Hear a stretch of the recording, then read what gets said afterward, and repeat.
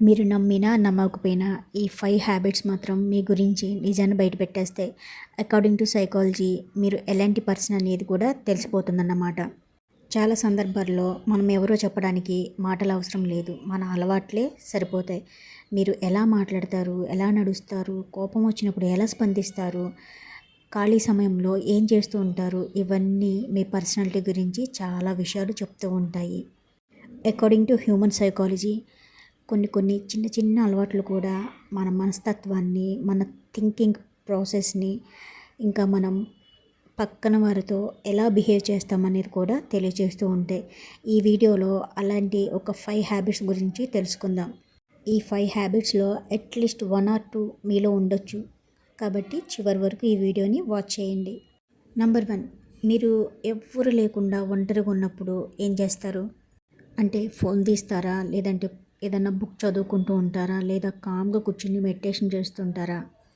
ఎందుకంటే మనిషి యొక్క అసలు పర్సనాలిటీ తను లోన్లీగా ఉన్నప్పుడే బయటపడుతుందని మన సైకాలజీ చెప్పిన ఒక ఫ్యాక్ట్ అన్నమాట. ఎవరు చూడనప్పుడు కూడా మంచి మంచి పనులు చేసేవాళ్ళే యాక్చువల్గా నిజాయితీ గలవాళ్ళు అని అర్థం. ఎప్పుడు సోషల్ మీడియాలో స్క్రోల్ చేస్తూ ఉంటే మీ బ్రెయిన్ కూడా ఎప్పటికప్పుడు ఒక కొత్త ఉత్తేజాన్ని కోరుకుంటుందని అర్థం. అయితే మీరు లోన్లీగా ఉండడం అంటే డిప్రెషన్ కాదండి. కొంతమంది తమ థాట్స్ను కంట్రోల్ చేసుకోవడం కోసం లోన్లీగా ఉండడానికి ఇష్టపడుతూ ఉంటారు. నంబర్ 2, మీరు చిన్న చిన్న విషయాలకి ఎలా స్పందిస్తూ ఉంటారు?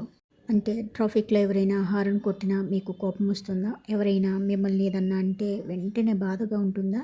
లేదా ప్రశాంతంగా స్పందిస్తారా? అకార్డింగ్ టు సైకాలజీ తమ ఫీలింగ్స్ని కంట్రోల్ చేసుకోగలిగిన వ్యక్తులైతే జీవితంలో మంచి మంచి డెసిషన్స్ తీసుకుంటూ ఉంటారని నిర్ధారిస్తుందండి. కోపం రావడం తప్పు కాదు, కానీ ఆ కోపాన్ని ఎలా కంట్రోల్ చేస్తారనేదే మీ పర్సనాలిటీని తెలియజేస్తుంది. నంబర్ 3, మీరు మీ నైబర్స్ లేదా కొలీగ్స్ యొక్క విజయాన్ని అంటే వాళ్ళ సక్సెస్ని చూసి మీకు ఎలా అనిపిస్తుంది? ఎవరైనా సక్సెస్ సాధిస్తే మీరు నిజంగానే సంతోషపడతారా, లేదా అసూయపడతారా? అసూయ రావడం సహజమండి, కానీ ఆ అసూయ మిమ్మల్ని కష్టపడేలా ఎంకరేజ్ చేస్తే అది ఇంకా మంచిది. ఇతరులను కిందకు లాగాలని ఆశిస్తే అది మీలోని అసంతృప్తిని సూచిస్తుంది.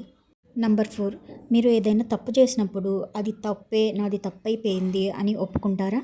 ఇక్కడ ఏంటంటే ప్రతి ఒక్కరూ తప్పులు చేస్తారు, కానీ తప్పు జరిగినప్పుడు క్షమాపణ చెప్పగలరా, లేదా కారణాలు వెతుకుతారా అనేది ఇక్కడ మాటరండి. తప్పును ఒప్పుకోవడం వీక్నెస్ కానే కాదు, అది మన మెంటల్ మెచ్యూరిటీకి ఒక సిగ్నల్ అన్నమాట. తమ తప్పుల నుంచి చాలామంది నేర్చుకుంటూ ఉంటారు. అలాగే నేర్చుకుని వాళ్ళ జీవితంలో కూడా ఎదుగుతూ ఉంటారన్నమాట. ఇప్పుడు నంబర్ 5, మీరు ఇచ్చిన మాటని నిలబెట్టుకుంటారా, లేదంటే దాన్ని గాలికి వదిలేస్తారా?